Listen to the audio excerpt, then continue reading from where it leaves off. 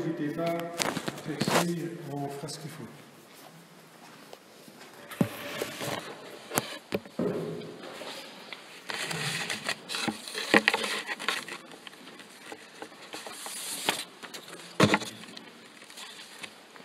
Bonsoir à tous, c'est une joie de vous retrouver dans le cadre de ce parcours. Ce soir, nous parlons du Saint-Esprit. Je crois à l'Esprit Saint qui fait de moi un saint. Alors, quand on parle du Saint-Esprit, on multiplie les images, le feu, le vent, l'eau vive, la sève de Dieu, dit le catéchisme, et c'est bien beau. On multiplie les appellations, le paraclet, l'avocat, le défenseur, le consolateur. On s'en sort plus.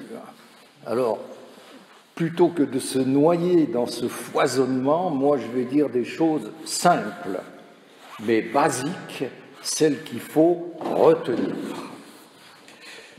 L'essentiel, ça tient en 3 points. Premièrement, l'Esprit Saint agit. Il agit puissamment. Ce n'est pas de la gnognotte. Deuxièmement, l'Esprit Saint nous fait du bien. Toujours. Toujours. Quand on prend un remède, on n'est pas sûr que ça marche. Quand on reçoit l'Esprit Saint, on est sûr que dans tous les cas, ça nous fait du bien. Il faut tenir ça dans la foi. Et dernière chose, l'Esprit Saint nous est indispensable. Croire que nous pouvons avancer sans lui dans la vie chrétienne, c'est une hérésie. Ça s'appelle le pélagianisme, parce que c'était une idée d'un moine irlandais qui s'appelait Pélage, et dont j'ai toujours dit, quand je parlais de lui, qu'il était roux, parce que ça m'a toujours amusé. Le moine roux, Pélage, comme la bière Filiane. Alors, Pélage, c'était un hérétique, et sa doctrine a été condamnée au début du Ve siècle dans un concile à Carthage. Et le leader de ce concile, c'était l'immense saint Augustin que Dieu avait suscité pour nous expliquer que le Saint-Esprit, on en avait un absolu besoin.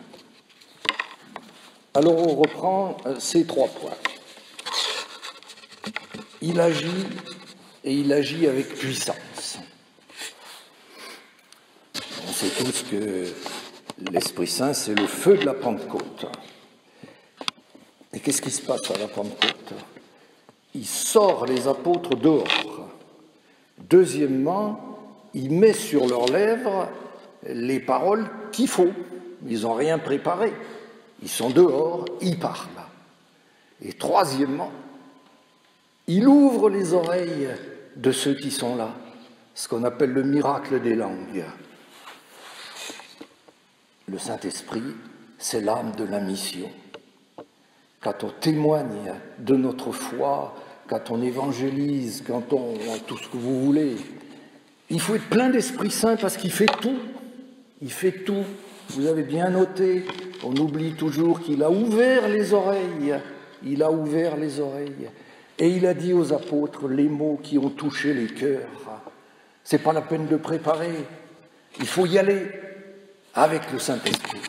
Nous, on fait 5%. On sort. L'Esprit Saint fait tout le reste. Le feu de la Pentecôte. C'est aussi la force que Jésus a promise à ses apôtres au jour de l'Ascension. Vous allez recevoir une force qui descendra en vous.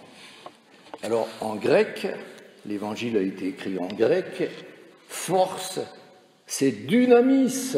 Vous n'avez pas fait de grec, mais vous avez compris. Vous allez recevoir un dynamisme qui va vous booster. L'Esprit Saint, il est moteur. Il nous sort de notre ronron spirituel. Si vous voulez, nous, chrétiens, on a un somnifère. C'est l'habitude. C'est l'habitude. Alors, le Saint-Esprit, c'est le réveil matin. Debout, dehors, on se bouge. Dynamis. les pères de l'Église, c'est-à-dire les premiers théologiens qui ont essayé de comprendre un peu ce que c'était que la foi et qui l'ont théorisé, on appelle ça les pères de l'Église. Alors les pères grecs, ceux qui écrivaient en grec, ils appelaient le Saint-Esprit, et j'aime beaucoup ça, Energeia Toteu, l'énergie de Dieu. Énergie, ergon, c'est l'ergue. En physique, c'est une unité de travail. L'Esprit Saint, il bosse. L'Esprit Saint, il est vigoureux. C'est lui qui vous a fait venir ici ce soir, dans la nuit, malgré les intempéries redoutables. Vous êtes là. C'est lui et son dynamisme qui vous ont fait venir. Mais on va plus loin.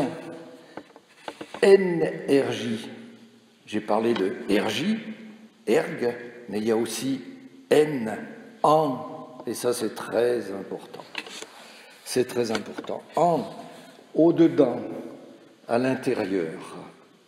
C'est-à-dire que le Saint-Esprit, c'est le travail secret, discret, qui se fait en nous. On a souvent trop tendance à penser que l'Esprit Saint, c'est la Pentecôte. Alors il nous empoigne, il nous jette dehors, ou alors il nous transforme comme Saint Paul sur le chemin de Damas. D'accord, l'Esprit Saint, il l'a fait, il sait le faire, il le fait encore. Parmi nous, il y en a qui ont connu leur chemin de Damas. Et gloire à Dieu, merci Jésus. Mais ça n'est pas le mode opératoire habituel de l'Esprit Saint. L'Esprit Saint, il travaille dedans, discrètement, et il travaille efficacement. Je me souviens dans les débuts de la communauté, chaque fois qu'il y avait un frère qui était parti pour des raisons professionnelles et qui repassait à Toulouse, on le connaissait bien, et chaque fois il nous disait « Oh, vous avez changé, tous, travail de l'Esprit Saint. » Nous, on ne s'en rend pas compte, c'est le regard extérieur qui va nous dire « Le bon Dieu te travaille et t'améliore, et t'améliore. » Il ne sait faire que du bien, que du bien. Alors si vous voulez, il faut bien comprendre que l'Esprit Saint, c'est celui qui, petit à petit, nous transforme, qui nous améliore pas à pas. C'est le goutte à goutte sur le pied du rosier. Si je viens une fois par an avec 200 litres d'eau au pied de mon rosier, mais si j'ai un goutte à goutte, là, ça va très bien marcher. L'Esprit Saint, c'est ça, le goutte à goutte, dedans. Celui qui, au fil du temps, nous enfante. Vous voulez, il faut bien comprendre que notre vie chrétienne est une genèse. Nous sommes en état d'avènement.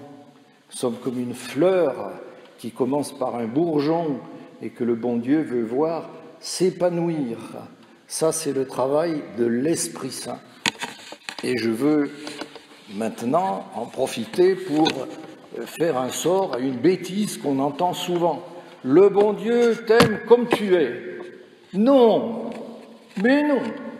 Le bon Dieu t'accueille comme tu es. C'est l'enfant prodigue. Ça oui, toujours.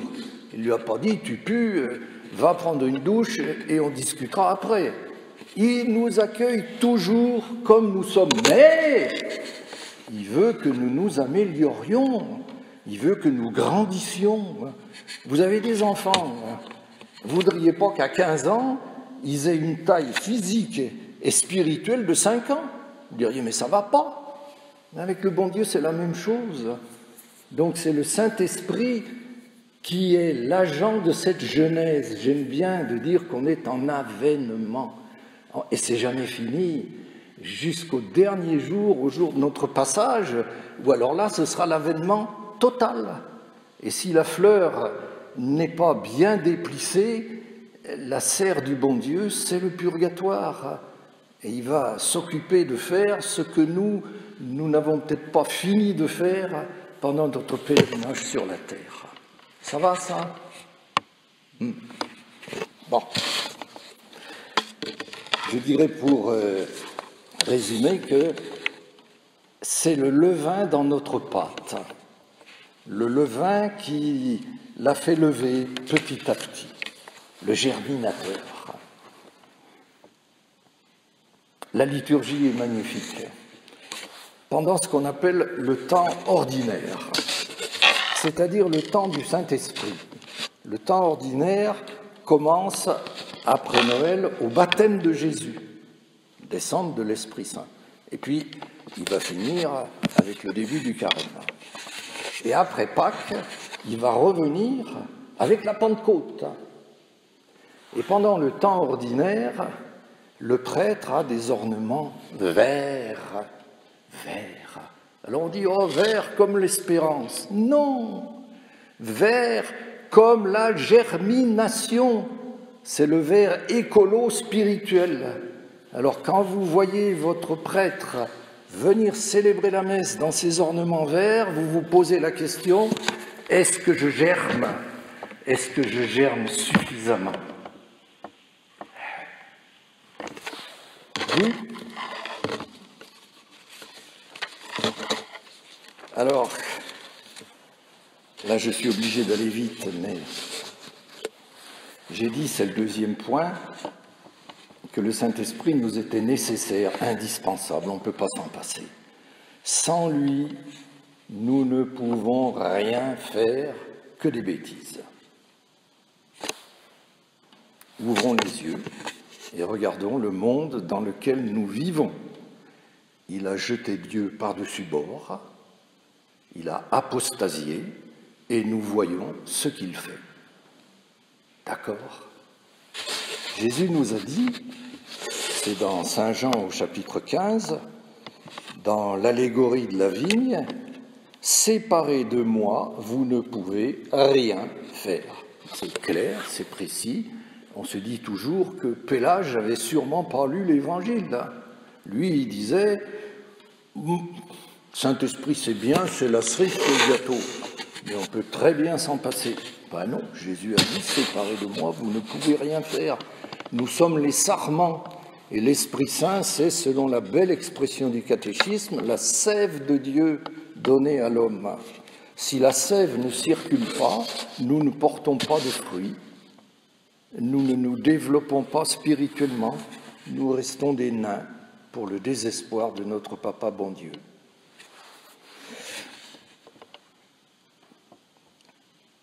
Livrés à nous-mêmes, nous sommes des bons à rien.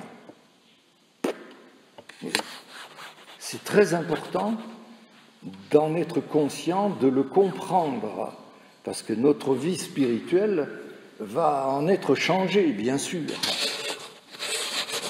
Livrés à nos seules forces, comme aurait souhaité Pélage, nous sommes des incapables. Il y a en nous une inclination au mal. Le mal nous attire.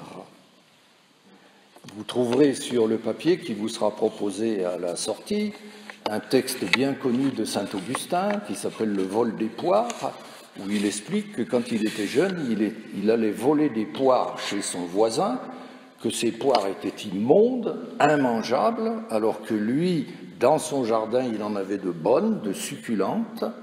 Il allait les voler, simple plaisir de faire ce qui était défendu. Vous voyez bien avec nos petits-enfants. Bon.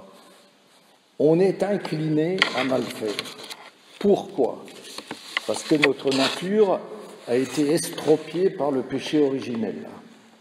Et elle l'est toujours. Mais enfin, Jésus m'a sauvé de la mort et du péché. Oui, mais comment? Mais comment il t'a sauvé? La rédemption, ça n'est pas un retour à la case départ. Jésus n'est pas venu faire de nous des robots programmés pour le ciel. Vous vous souvenez, il y a quelques années, il y avait une pub à la télé sur les piles Duracell. Alors on voyait un petit lapin qui tapait sur ses cymbales, il disait Duracell, Duracell, Duracell, et il durait plus longtemps que tout le monde. Alors nous, on serait des robots qui diraient je vais au ciel, je vais au ciel, je vais au ciel. Consternant. Pas du tout. Saint Augustin, toujours l'immense Saint Augustin, a dit Dieu qui nous a créés sans nous, il ne nous a pas demandé notre avis, n'a pas voulu nous sauver sans nous. Donc ce que Jésus fait, c'est de nous donner le Saint-Esprit, de nous l'offrir. On n'est pas obligé de le prendre. Si tu veux te sauver, toi dont la nature est estropiée, toi qui es tout seul, tout faible, toi qui es fragilisé par une blessure profonde qui vient du péché originel, je vais te donner une force. Je vais te donner une force qui viendra compenser la faiblesse de ta nature estropiée. Cette force que Jésus a promis, c'est le Saint-Esprit. Le curé d'Ars disait, le saint curé d'Ars, il disait les choses avec une simplicité extraordinaire et une profondeur. N'oubliez pas que c'est le saint patron des curés du monde entier. Il disait comme des petits-enfants, ça vous rappelle rien ça, la première fois qu'on s'est vu, on a parlé de Abba, Papa, comme des petits-enfants. Nous ne savons pas marcher sur le chemin du ciel, nous chancelons, nous trébuchons, si la main du bon Dieu n'est pas toujours là pour nous soutenir. La main du bon Dieu, c'est l'Esprit Saint. On n'est pas obligé de la prendre. On n'est pas obligé de la prendre. Pierre qui marche sur les eaux. « Au secours, je me noie !» Jésus le prend par la main. Le prend par la main. Vous voyez ? Voilà. Je redis encore que sans la force de l'Esprit Saint, nous sommes incapables de faire le bien et de résister à l'attrait du mal. C'est saint Paul qui dit dans un texte célèbre, dans l'Épître aux Romains, au chapitre 7, « Vouloir le bien, je peux. Faire le bien, je ne peux pas. » Et il dit « Malheureux homme que je suis. » C'est ça, on est plein de bonnes intentions toujours, on n'est pas des mauvais bougres, mais voilà, on est incapable de résister au mal et de poser des actes bons, tout seul. Pour que vous vous souveniez de ça, on dira que après le péché originel, nous sommes devenus des astérix. Et Jésus est venu nous donner la potion magique. Tu en prends, te voilà Obélix. Tu n'en prends pas, tu restes astérix. Regardez Jésus. Jésus, avant d'aller faire le bien, c'est-à-dire commencer sa vie publique, il est passé en faisant le bien. Avant d'aller se coltiner avec le mal, avant d'aller au désert affronter Satan, qu'est-ce qu'il a fait? Il a rempli sa gourde. Il n'a fait ça qu'après son baptême. Qu'est-ce qui s'est passé au baptême? Relisez les évangiles, les cieux s'ouvrirent et l'Esprit Saint, sous la forme d'une colombe, envahit Jésus tout entier. Alors, il va pouvoir faire le bien. Alors, il va pouvoir faire résister au Satan. On n'est pas plus malin que lui. Alors faisons-en autant. Si tu veux faire le bien, il faut que tu sois ravitaillé en Saint-Esprit. Et on verra tout à l'heure comment on fait pour se ravitailler en Esprit. Sinon, tu n'y arriveras pas. Saint François de Sales dit, tu seras né en terre. C'est sûr, c'est sûr. Alors en fait, quand on vient se confesser, le premier péché qu'on devrait dire, c'est « j'ai péché par omission, je n'ai pas su bien agir, je n'ai pas su résister au Satan et j'ai mal agi, mais c'est ma faute, parce que j'ai laissé ma gourde vide, je suis responsable. » Péché par omission. Bon, si vous retenez tout ça, c'est magnifique. Vous savez tout. Vous savez tout. Alors maintenant, on va rentrer dans le concret. À quoi l'Esprit Saint peut-il me servir dans ma vie de tous les jours? Parce que c'est ça qui vous intéresse. Hein? Alors, Saint Paul va nous aider. Saint Paul a dressé une liste de ce qu'il appelle le fruit de l'Esprit. C'est dans l'Épître aux Galates, chapitre 5, verset 22. Le fruit de l'Esprit, pas les fruits. L'Esprit, c'est comme une pierre précieuse avec des facettes. Voilà. Et il y a 9 facettes. Et quand tu reçois l'Esprit Saint, tu reçois les 9 facettes. Alors, il y en a qui te seront plus utiles que d'autres. Mais, voilà. Alors, on va regarder dans le détail et que chacun de vous s'interroge sur chacune des facettes qu'on va regarder. Sur ce point particulier, est-ce que j'ai besoin de faire des progrès? Est-ce que le Saint-Esprit peut m'aider? Si dans aucun des cas, vous ne trouvez que vous avez besoin du Saint-Esprit, eh bien vous êtes pépère, le problème est réglé. Mais j'en doute.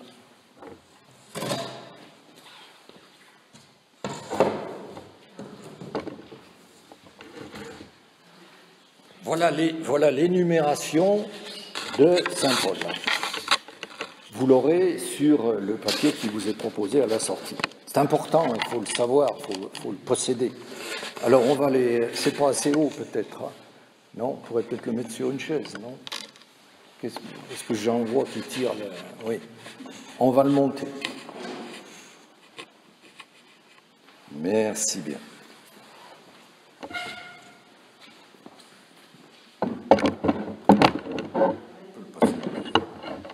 Parfait. Je dirais pas que c'est du sur-mesure, c'est pas de la confection. Première facette, l'amour. Ah oui, ça, j'en ai besoin. J'ai besoin d'aimer Dieu davantage. Non, c'est pas le problème. C'est pas le problème. Il ne s'agit pas d'intensité, il s'agit de qualité. Il s'agit de savoir de quelle sorte d'amour aimes-tu le bon Dieu. Pour vous aider à vous situer, j'ai pris un petit quiz que j'emprunte à Saint Maxime le Confesseur. Quand tu fais le bien, quand tu t'efforces de résister au mal, pourquoi le fais-tu? Quelle est ta motivation? Si tu le fais pour éviter l'enfer, ta motivation, c'est la peur. Alors, tu te conduis comme un esclave. Tu as une âme d'esclave, de servitude. Tu as peur de la punition. Si tu fais le bien, si tu t'efforces de ne pas céder au mal pour gagner le ciel, déjà mieux, ton mobile, c'est l'intérêt. Tu es un épicier, tu es un marchand, tu es un mercenaire. Je te donne pour que tu me redonnes en retour. Si tu t'efforces de bien agir, si tu essayes de ne pas faire le mal pour faire plaisir au bon Dieu, ton mobile, c'est l'amour. Alors tu as une âme d'enfant. Oui. Si tu en es là, réjouis-toi et rends grâce. Si tu n'en es pas encore tout à fait là, alors le Saint-Esprit va t'aider à y arriver. Le Saint-Esprit, Dieu a envoyé dans nos cœurs l'Esprit Saint, l'Esprit de son Fils, qui crie « Papa ». Saint Paul, Galates 4, 6. Alors, en disant « Papa », petit à petit, pas à pas, goutte à goutte, tu vas te faire un cœur d'enfant. Celui que Jésus nous a dit d'avoir. Souvenez-vous, si vous ne changez pas pour devenir comme des petits-enfants, vous êtes à côté de la plaque. quelle sorte d'amour est-ce que j'aime le bon Dieu. C'est pas donné de dire papa et d'être comme un enfant. On est si bien après. Mon Dieu. Qu'est-ce qu'il y a après la vie? La joie. Oh, la joie. Alors, si tu es triste, si tu es morose, si tu es maussade, c'est pas normal. C'est très important. Un chrétien triste, c'est du toc. Le pape François a fustigé ces chrétiens, écoutez bien, qui ont des figures de carême sans Pâques. C'est jamais Pâques, c'est toujours le carême. Ceux qui ont des faces de piment au vinaigre, ça doit être le condiment qu'on mange en Argentine. Et il dit ça, non, c'est pas chrétien. Pour un chrétien, la joie, ça n'est pas facultatif. Je vous le redis, Saint Paul, Philippiens 4,4, je vous le redis, soyez dans la joie, soyez toujours dans la joie. Sainte Mère Teresa, dans les constitutions des missionnaires de la charité, il y a l'obligation du sourire. L'obligation du sourire. Ne souris pas quand tout va bien, souris toujours, car tu ne sais pas le bien infini que peut faire un sourire. Elle raconte comment... on racontera à la fin si on a du temps. Alors, la joie chrétienne, ne nous trompons pas, c'est pas la gaieté à fleur de peau. Oh, lui, c'est un bon compagnon, c'est un joyeux drille, on s'amuse. Mais non, c'est pas ça. C'est la joie en profondeur, la joie dedans. Cette magnifique définition d'un abbé de la Pierre-qui-Vire. La joie chrétienne, c'est un climat. Il fait beau dans notre âme. Alors, on s'interroge, pourquoi est-ce que je ne souris jamais? J'y arrive pas, parce qu'il fait gris dans mon âme. Je manque de joie. Alors, l'Esprit Saint est là pour souffler sur la grisaille et pour la dissiper.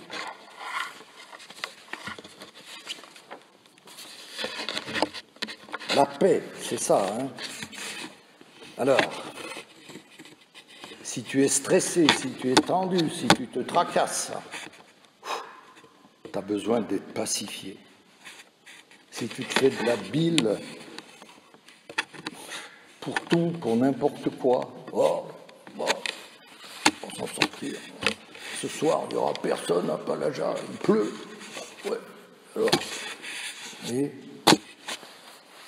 si tu as besoin d'être pacifié, si ta vie est compliquée, se dit la vie tohu-bohu, roulis, t'engages, paf, paquet de mer, c'est compliqué tout le temps. Oh, mais non, tu as besoin que le Saint-Esprit apaise tes tempêtes. Voilà, le Saint-Esprit, c'est la tempête apaisée. Dans la tempête apaisée, l'Évangile nous dit, le vent tomba et il se fit un grand calme. Voilà, ne prenez pas des calmants, prenez le Saint-Esprit et vous serez apaisés. Et comme on en a besoin, mon Dieu. Et alors, quand tu seras rempli de paix, d'abord tu seras bien, et après tu feras du bien aux autres. Parce que cette paix dont tu seras plein, elle va diffuser. Tu vas être un artisan de paix. Et Jésus nous a dit, bienheureux les artisans de paix. Bienheureux. Car ils seront appelés fils de Dieu. Qu'est-ce que ça veut dire? On ne voulait pas dire le nom de Dieu. Donc on utilisait ce qu'on appelle un passif divin. Ils seront appelés fils de Dieu, mais ça veut dire parce que Dieu les appellera mon fils. Parce que toi qui fais la paix autour de toi, Dieu te dira, c'est bien mon enfant. Voilà, bien heureux. On a des progrès à faire, hein. Tous. Alors, après, vous avez un trio, là, ça va ensemble. La paix, la bonté, la bienveillance, c'est tout pareil. C'est tout pareil. Alors, est-ce que je suis bon? Est-ce que je suis bienveillant? Si on réfléchit, on doit constater lucidement que quand on parle des autres, on en dit rarement du bien. Rarement, ça arrive, mais on en dit massivement du mal. C'est-à-dire qu'on dévide leurs défauts, leurs insuffisances, sans même s'en rendre compte. Et alors ça, si vous voulez, il faut bien comprendre que là, je suis en train de vous enseigner. Il y en a un certain nombre d'entre vous, ce que je dis, ils s'en foutent. Ce qu'ils vont retenir, c'est « il a dit ça, j'étais pas d'accord ». « Ah, ben oui, d'accord. Et qu'est-ce qu'il a dit d'autre ? Ah ben je sais pas. » C'est la même chose dans les homélies du dimanche. Qu'est-ce qu'il a dit ? Oh, il a dit une bêtise, là. Hein. Ça va pas. Et le reste ? Ah, voilà. Bonté, bienveillance. Alors, si vous voulez, ça vient de loin, tout ça. Il faut qu'on en soit bien conscient. C'est notre nature estropiée. À la suite du péché originel, le chapitre suivant, Caïn tue Abel. Caïn tue Abel. C'est-à-dire que l'autre, nous considérons spontanément l'autre, si nous ne faisons pas effort, comme un gêneur, comme un empêcheur de tourner en rond, comme un adversaire. Et à la limite, on est prêt à le tuer. Ce qu'a fait Caïn. Et à l'interrogation de Dieu qui lui dit « Où est ton frère ?» Réponse « Suis-je le gardien de mon frère ?» Traduction « L'autre, j'ai rien à en cirer. » L'autre, j'ai rien à en cirer. Si je ne fais pas effort, l'autre ne m'intéresse pas. Et pour me justifier de mon absence d'intérêt, j'explique tous les défauts qu'il a et qui font que je ne peux pas m'y intéresser. Vous savez, ça, il faut qu'on prenne conscience que spontanément, nous ne sommes ni bons ni bienveillants et que nous sommes méchants et malveillants et potentiellement meurtriers. On peut tuer quelqu'un en disant du mal, en disant toujours du mal, en y disant du mal à tout le monde. C'est un assassinat. On en est capable. Oh my God. Vite, vite, Esprit Saint. Vite, vite. Écoutez le professeur Saint-Paul, là. Vous l'aurez sur le papier. Soyez bons les uns envers les autres. Supportez-vous les uns les autres. Dites une parole constructive, bienveillante pour ceux qui vous entourent. Ouais, que c'est difficile. Hein, vous le relirez chez vous. Reçu 5 sur 5, Saint-Paul. Mais si, avec l'Esprit Saint dans ton cœur, ça marche.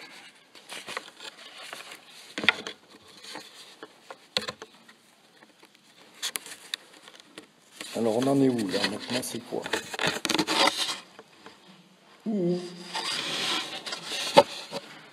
Ils sont perdus. C'est la foi. C'est la foi. Voilà, il n'y a pas de problème. La foi, je l'ai bien sûr. Sinon, je ne serai pas là ce soir. Donc on passe à la rubrique suivante.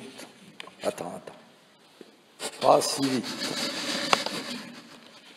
Ce que je vais vous dire, c'est très important et insuffisamment connu. La foi, ça n'est pas seulement croire en Jésus. Tempête apaisée. Jésus dit aux apôtres, vous n'avez pas encore la foi. Dans Saint Matthieu, il leur dit mini-croyants. Croyants minuscules. Ils croient en Jésus. Ils l'ont suivi. Ils ont tout laissé pour lui. Ils sont dans la même barque que lui. Et il leur dit, vous n'avez pas la foi. Jésus est avec eux et ils ont peur. Ils ne croient pas à la puissance de Jésus, à sa puissance de vie, de résurrection, à sa puissance sur les forces du mal qui sont représentées par la mer. Vous savez que la mer, c'est le repère des démons. Donc Jésus va apaiser la mer parce qu'il est le maître des puissances du mal. Lui, c'est le prince de la vie. Les apôtres n'ont pas compris ça. Alors il leur dit, mais vous n'avez pas la foi? Pourquoi avez-vous peur? La conséquence d'une petite foi, c'est la peur. Ah ben j'ai peur, oui. Ça, j'ai des peurs. Ah ben oui, mais c'est que si tu as beaucoup de peur, ta foi est minuscule et tu as besoin qu'elle grandisse et tu as besoin de l'Esprit Saint. Tu en as absolument besoin. Il y a un épisode magnifique, c'est dans Luc au chapitre 8, c'est Jaïr. Jaïr vient dire à Jésus, viens, ma petite fille est pas bien. Jésus lui dit, on va y aller. Et puis ça dure un petit peu, et quelqu'un vient de chez Jaïr pour lui dire, elle est morte, ta fille. Alors c'est plus la peine que le maître se dérange. Et Jésus, qui a entendu ça, dit à Jaïr, n'aie pas peur, aie seulement la foi. Je voudrais que vous reteniez ça. Si j'ai peur, c'est que ma foi est insuffisante et que j'ai besoin de l'Esprit Saint pour la faire grandir. Voilà.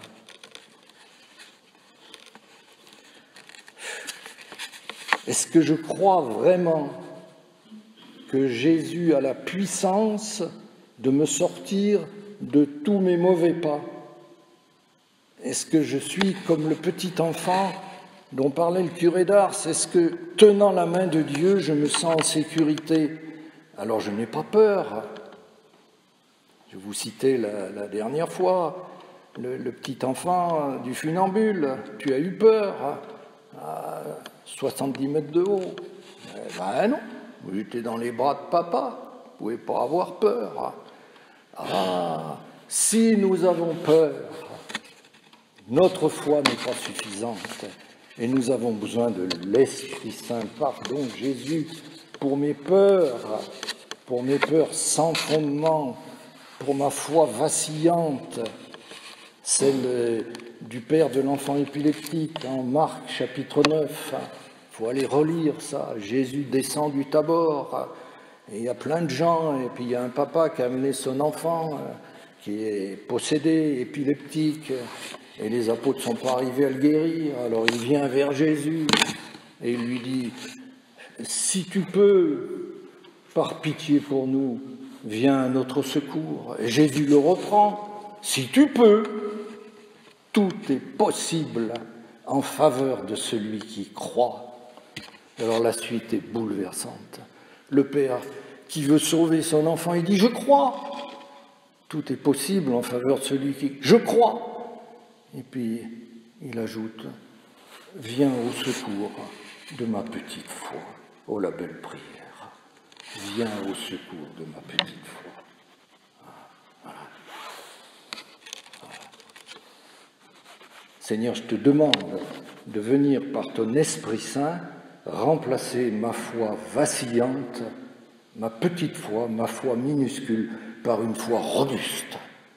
Robuste.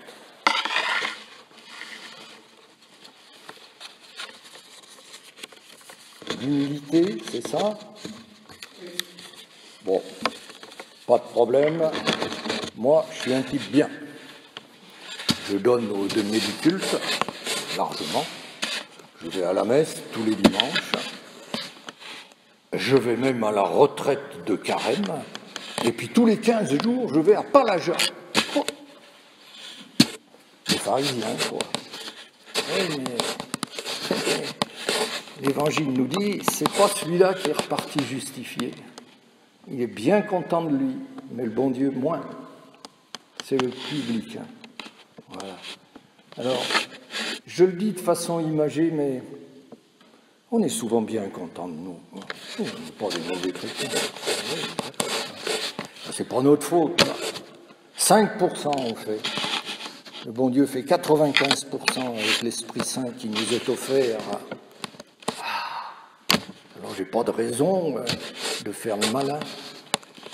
L'orgueil, c'est le chien-dent de la vie chrétienne. Ça repousse toujours jusqu'à notre dernier soupir.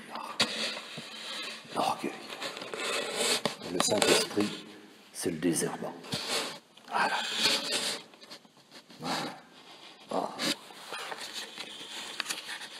Désherbant qui nous met dans la bonne attitude, celle du petit enfant. Vous verrez sur la feuille que vous emmènerez le magnifique psaume 130. Si vous n'êtes pas comme des petits-enfants, alors le psaume 130, c'est « Seigneur, je n'ai pas le cœur fier, ni le regard ambitieux, je ne me prends pas pour un type épatant. Mon âme est en moi comme un petit enfant blotti contre sa mère. » Et le voilà, qu'est-ce qu'il fait? Il est blotti contre son papa, et son papa lui fait du bien. Voilà.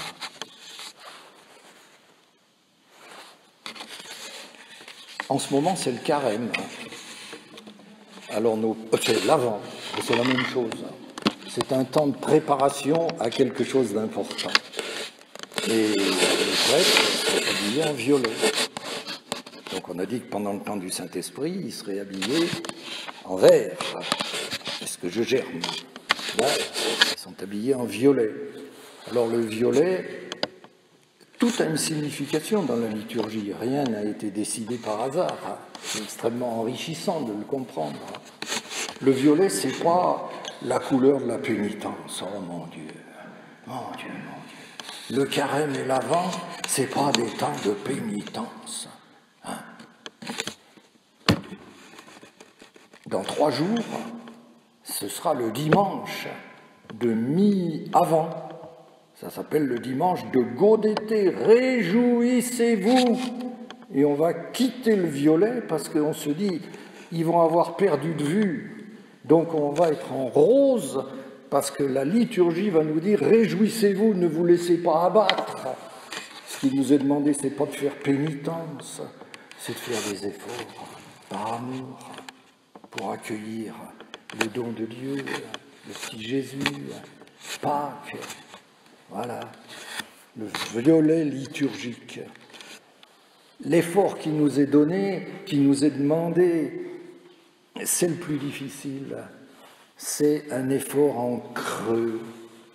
Un effort en creux. Faire de l'espace pour laisser Dieu agir.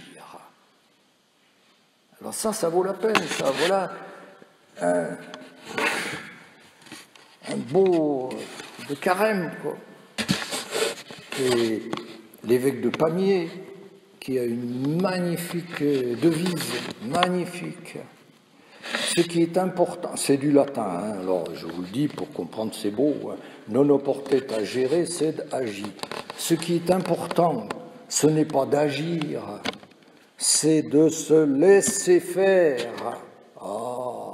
Vous avez un magnifique évêque, vous qui êtes dans ce diocèse. Voilà, c'est nous, c'est notre. On devrait toujours dire ça. Ce qui est important, c'est que je laisse le bon Dieu agir à travers moi, agir en moi, me conduire. Voilà, me conduire. Vous voyez, sur chacun des points, on pourrait passer une demi-heure. Il faut que j'arrête. Il en reste un. Hein. La maîtrise de soi. Qui est-ce qui gouverne chez moi? Moi ou mes pulsions? Qui est-ce qui décide? J'ai envie, j'ai pas envie. Bon, il pleut, hein. On va pas aller à Paris-Jacques. Hein. Pas envie. Maîtrise de soi.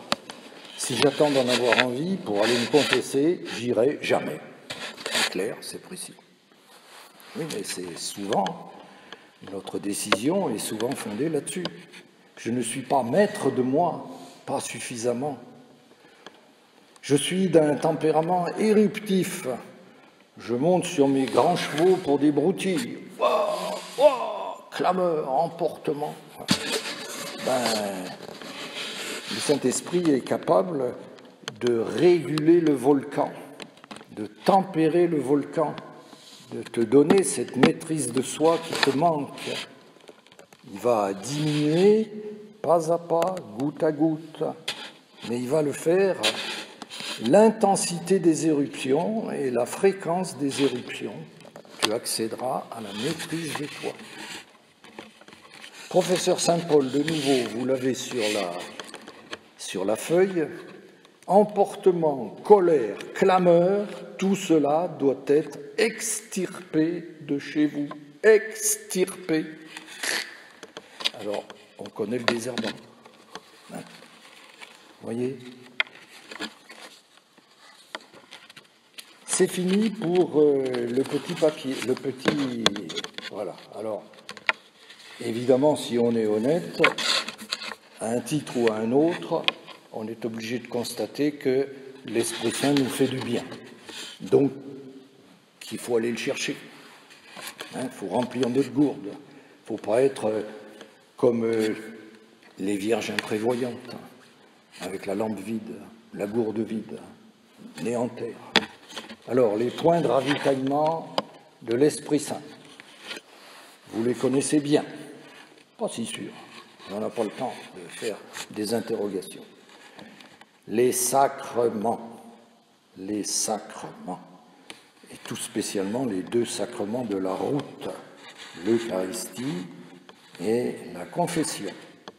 Qu'est-ce qu'un sacrement ?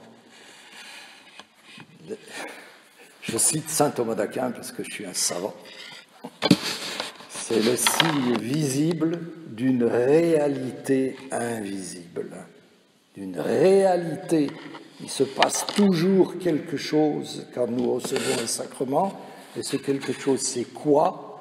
C'est une infusion de l'Esprit Saint. Voilà. Vous avez compris ça ? Alors vous regardez Rembrandt.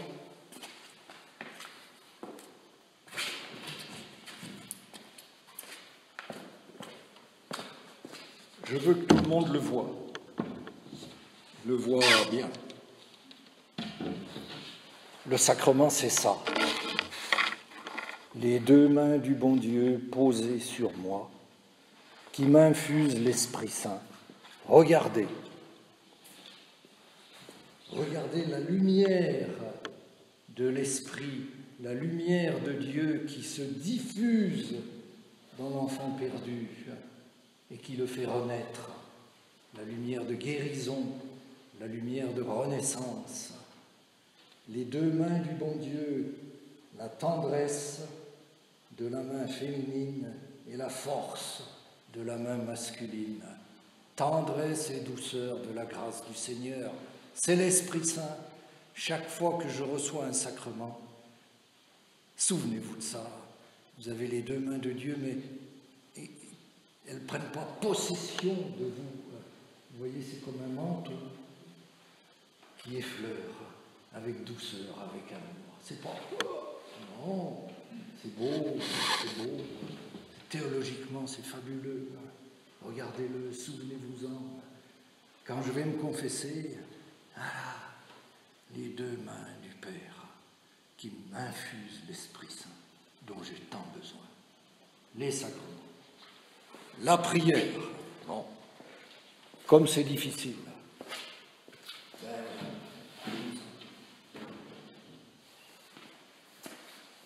La parole de Dieu. Ah bon ? Ben oui. La parole de Dieu, elle a été inspirée par l'Esprit Saint. L'Esprit Saint est l'auteur de la Bible. Alors, elle expire quand on la lit. C'est comme le cœur. Il se gonfle, ça s'appelle la diastole, et il se dégonfle. Il renvoie ce qu'il avait, la systole. La parole de Dieu, c'est la même chose. La parole de Dieu vous infuse l'Esprit Saint. Sacrement, prière, parole, et dans tous les cas, ce qu'on oublie toujours, le silence. Le silence. Vous aurez sur le papier que vous allez emporter un magnifique texte du pape Paul VI et qui dit « Pour quiconque veut capter les ondes surnaturelles de l'Esprit Saint, il y a une exigence, le silence. Dieu se dit et Dieu se donne dans le silence. Dans le silence. Voilà. Il faut arrêter. Alors, c'est fini. À la prochaine rencontre, ce sera une prière à l'Esprit Saint. Viens, Esprit Saint. Alors on fera ce que saint Paul voulait que fasse son enfant bien-aimé Timothée. Je t'invite à raviver l'Esprit Saint qui est en toi. Raviver. Et le verbe grec, c'est souffler sur les braises. Pour que le feu qui est un peu assoupi crépite à nouveau. Prière à l'Esprit Saint, faire crépiter le feu. Alors en fait, c'est tout simple. C'est une question de pancarte. Je lis un tweet du pape François. Le Seigneur frappe à la porte de notre cœur. Peut-être avons-nous mis un petit écriteau où il y a écrit « Ne pas déranger ». Sur celui-là, il y a écrit « Chut, je dors ». Ça revient au même, hein. Ne pas déranger. Alors la prière à l'Esprit Saint qu'on fera au mois de janvier, on va changer l'écriteau. On va enlever l'écriteau « Ne pas déranger » et on va en mettre un autre en disant « Entrez libre » ou « Mon cœur est prêt », comme vous voudrez. Et on est sûr d'être exaucé. Sûr, Jésus nous l'a dit. Combien plus le Père du ciel donnera-t-il l'Esprit Saint à ceux qui le lui demandent? On va mettre le bon écriteau et on est sûr que Dieu nous exaucera. Merci.